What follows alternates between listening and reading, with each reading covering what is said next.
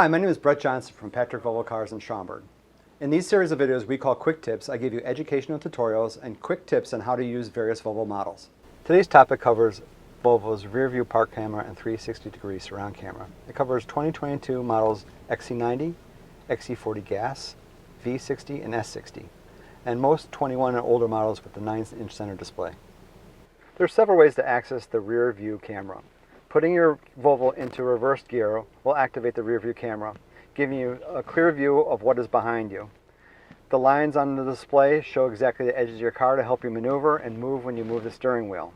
At the same time, there is a radar signal called the cross traffic alert going out behind the camera to see if any cars are coming down the aisle behind you, and will alert you visually and audibly if that's the case.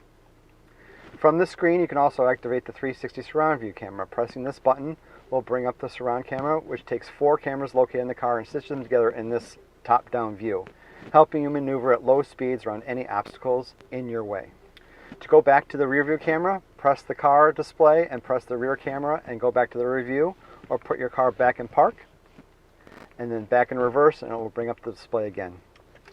If you ever want to access your rear view camera or surround displays when you're not in reverse, go to your center console, swipe to the right, and look for the camera button. Press the camera button and you get the rear view display and access to the 360-degree surround view camera also. Thanks again for joining us for this edition of Patrick Volvo Quick Tips. Please be sure to like us on Facebook and YouTube.